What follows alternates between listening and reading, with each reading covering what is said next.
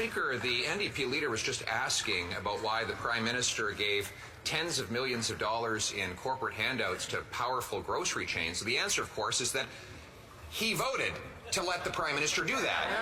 Not a single penny of that money could have gone without the vote of the NDP coalition partner. But we learned something else, that this might have been due to the influence of the NDP leader's spokesman and brother, whose company is a lobbyist for Metro. Would the Prime Minister support an investigation into whether or not the NDP leader's spokesman and brother has been unduly influencing the leader of the NDP?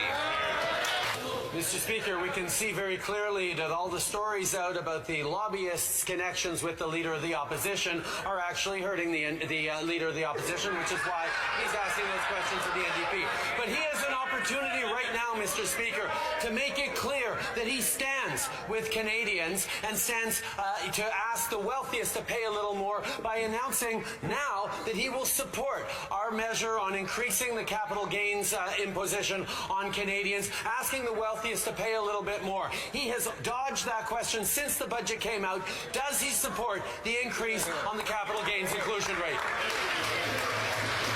The Honourable Leader of the Opposition. Mr. Speaker, I do support the Prime Minister paying more tax on the trust fund where he sheltered all of his money. Absolutely. He doesn't, unfortunately, support his own policies. That's why he won't put them into a budget bill. But one tax he is increasing is the carbon tax on food. He's doing it with the help of the NDP. We already have the second highest carbon tax in the entire developed world. And yet, if the NDP Liberal government is re-elected, they plan to quadruple that tax to 61 cents a litre on the farmers and truckers who bring us our food. How will Canadians afford to eat, heat, and house themselves? The Right Honourable Prime Minister. Once again, Canadians saw that he avoided pronouncing on whether or not he supports our increase to the capital gains inclusions rate. But in regards to his deflection onto carbon pricing works. We are on track to meet our emissions for the first time in any government in Canadian history. And Canadians get more money back in their pockets thanks to the Canada Carbon Rebate. And families are already using that rebate to help pay their bills and plan their monthly budgets. Meanwhile, the Conservative leader continues to oppose every measure we put forward for both affordability and fighting climate change. The Honourable Leader of the Opposition. Mr. Speaker, this Prime Minister, just like his carbon tax, is not worth the cost. The tax is already up to 17 cents a litre, higher than he promised it would go. And he plans to quadruple it further to 61 cents a litre. This after it is a proven environmental failure. Canada ranks 62nd out of 67 countries when it comes to fighting climate change. And this is precisely because what he has is a tax plan and not an environmental plan. Will he stop? Why won't he adopt our common sense plan for technology and not taxes? The Right Honourable Prime Minister. Mr. Speaker, if the Leader of the Opposition wants to present an actual plan to fight climate change, we'd love to see it. But he has refused to take any measure to fight climate change, period.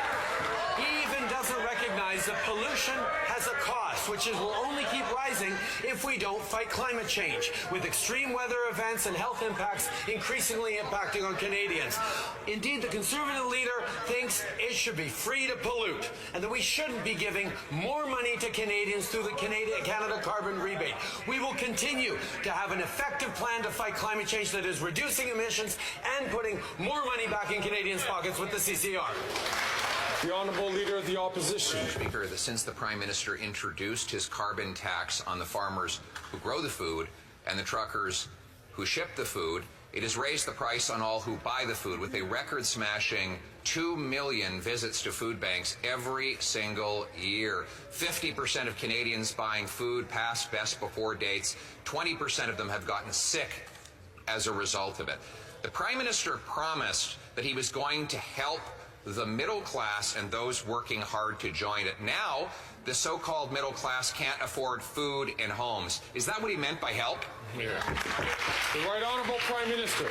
Speaker, according to the Parliamentary Budget Officer, 8 out of 10 Canadians, middle income and lower income Canadians primarily, do better with the Canada carbon rebate that lands in their bank accounts 4 times a year because of the price of pollution.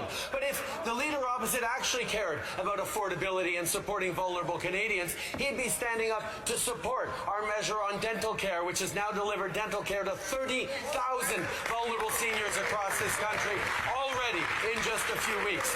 He would be supporting our initiatives to help families. He'd be supporting our initiatives to help with childcare. The Honourable Leader of the Opposition. Oh, we have to do this all over again with him. The Parliamentary Budget Officer produced a report.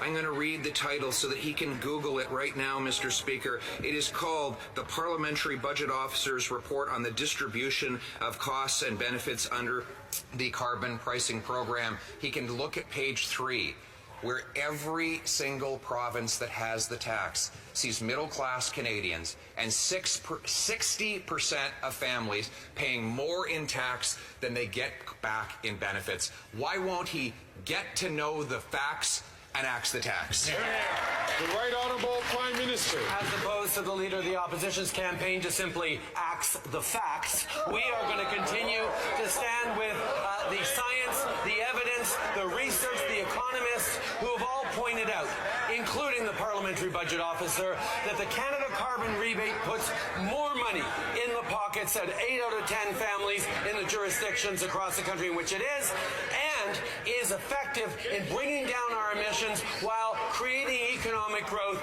as we invest in cleaner technology and good jobs and careers for the future. We have a plan for the economy and the environment. He does not.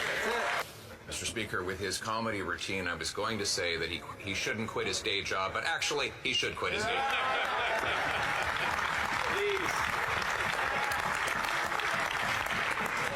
But he shouldn't go into number crunching, whatever his next job is, because he doesn't believe the economy is about numbers. And I don't blame him, because if I had his economic record, I wouldn't want to talk about numbers either.